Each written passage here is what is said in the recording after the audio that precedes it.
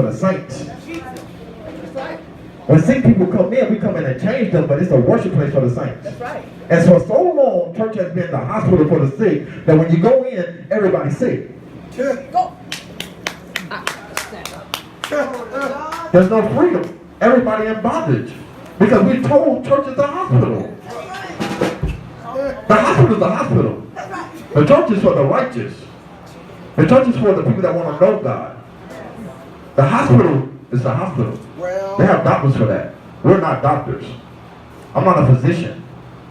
Jesus Christ is the ultimate physician. I'm not a physician. I'm come here to preach the word, and it will encourage you and grow you. So this is what the challenge is. When we have to challenge ourselves to do this. Because this is a hard word to digest, because it's going to make you think about your life. Oh, yes. And the things that you went through. That's right. Some of us saw people die at an early age. Witness it. And it's changed our lives forever. I witnessed a good friend of mine at 14 years old get killed in my face. It changed my life. It changed my life. It made me think things differently. Not on God though. Right? You would think that that traumatic event would have made me think about God, right? So that traumatic event made me think that I have to defend myself. I have to go and figure out how to learn how to shoot a gun. You know, that traumatic event did make me want to come to church, right? It made me want to live a life that was not pleasing to God. Because sometimes when you go through traumatic events, we don't know how to deal with the traumatic event, the trauma, right? So what we do now as Christians, bro, this is how we deal with the trauma as Christians. We go look at Iyanla Vanzant. Oh, yeah. We turn on our own network. And we try to inject our lives into what she's talking about on here. That's like I just seen a whole episode of Iyanla Vanzant. I was like, ooh, she is horrible. She is a witch. She is a witch. And she is sent straight to say to anybody to get men on TV, don't deal with the issues in their life. And she's not. So on the last episode of Iyanla Vanzant, I guess that's her name, whatever her name is. I know she worships about 7 gods. So if you're watching it, just beware. But on the last episode, she had about 7 or 6 men who were molested as kids. And they grew up and they became gay, right? And it was like this, they were dealing with issues, man. Real life issues. And to her, she making millions off their issues. That's right. They think that I can go to Iyanla Vanzant and she's going to help me deal with my issues. And why this happened to me when I was a kid and why I'm making the decision I'm making now. But she can't. She has no power or authority to change a person's life. She's entertainment. That's right. They went up there really hurt and got entertainment. Oprah making a killing off off real people's lives. That's right. And we get subjected into that and we start watching it and we looking at it like, oh my God, I went through that. But she never tell you the solution. That's right. She don't know the solution. She don't tell you that Jesus Christ is the solution. She only tell you that, go back and deal with your mother and father. Confront them today. Jesus Christ is the solution. Because you can't confront a problem without the solution. So Jesus Christ is the solution to those problems. So her show is a contradiction to what Jesus Christ tell you to do. He said forgive. Forgive. Right? Forgive. So there's another episode where she had a young rapper on there who was, I think his name was Turk or something like that, and I peeked at it, right? Because I know she's a witch, but I got to see how she deal with men, because that's an issue for me. How do you deal with men with problems? And this guy, he was hurt. He shot a cop, and he got 10 years in prison. And he was at the peak of his career, his hip hop career. He was already just troubled already when she started. Because to get in that world, you have to do certain things to get into that world. Exactly. You have to give certain sacrifices to get into that world. So Exactly. he already did those rituals to get into that world. So when he shot the cop, that's just all his alter ego. He sold more records that way. Ain't that sad to commit crime to sell more records? That's right. If you follow everything a rapper told you to do, you'll have sexually transmitted diseases. You'll walk around with AIDS. So they telling you that they sleep with all kind of women. They do all kind of illicit drugs in their songs. And you trying to mimic that so you can have that career, right? But Turk was on there, he was saying how his daddy wasn't there. His daddy passed away when he was in jail. And he was crying. And she started doing all kind of rituals on him.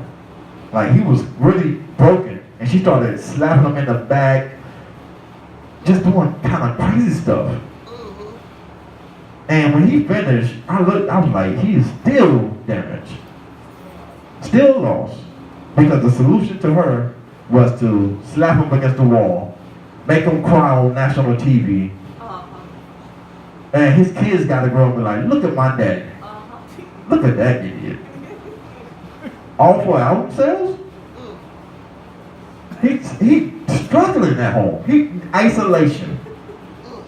He's locking himself in the room, can't nobody come to the house, and she never dealt with that issue because you don't have the solution. So all I'm saying is this. When you go to a counselor and you tell them your problem, they're going to prescribe you some medicine. They don't have the solution. They don't have the solution. They're just going to prescribe you some medication. They're going to tell you, oh, you're depressed. Because you had a hard life, you're depressed. You're not depressed. You can't even prescribe depression. Depression can't even be described. You go in and I can go in and tell anybody my story, they be like, you're depressed, brother. This is what we're gonna give you this, and this. And now you're gonna take this for the rest of your life. Why? If God is real in my life, I shouldn't have to need a drug to take it for the rest of my life. That's right. Now there's some things that medicine is good for, but there are some things that medicine is not. For somebody to tell you that you have to take a prescription pill for depression for the rest of your life? For the rest of your life? You're 20?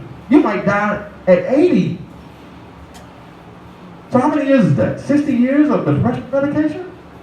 Not much money that doctor really made off prescribing that medicine to you? Because they get paid to prescribe that medicine. So what I'm saying is this. Put your mind on Christ. If you're having an issue, this is why the Bible says, go to the elders of the church so they can pray for you. Because they have a solution. Go to your pastor, let him pray for you. Because he has the answer. God has given him the answer. Don't go running to the medical doctor, tell him your story. Either they're going to put you on a psych ward, or they're going to give you some depression medicine. And you're going to leave there worse than what you came in with. Every time, right? So, man, this is the end of my message. It was a tough message to digest for myself.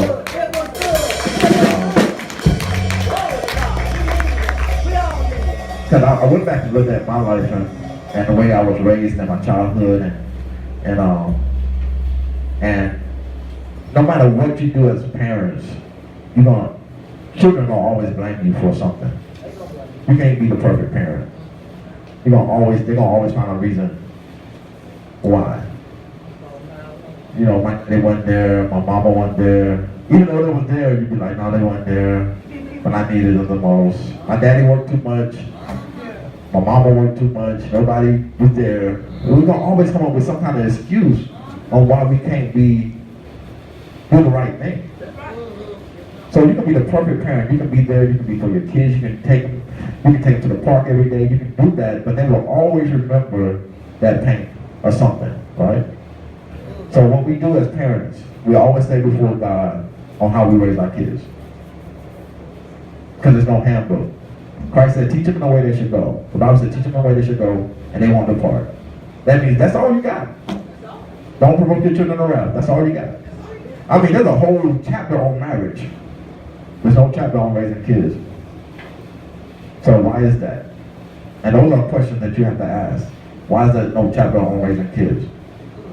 Could it be God want you to be delivered from your own devastation as a child. So that way you won't pull that into your kid. Thank you.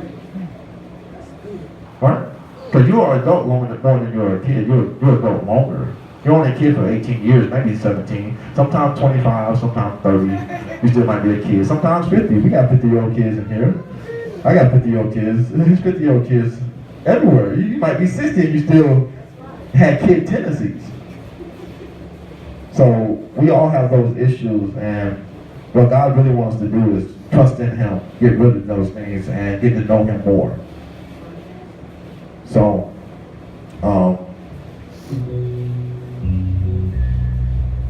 I believe God for total deliverance lives, and I know that as prophets and as people of God, what we do is we tend to take what a person goes through and we begin to somehow make it about ourselves, bring the attention to us. But God really wanted to bring the attention to you and wake you up to it so that you won't deal with this issue anymore.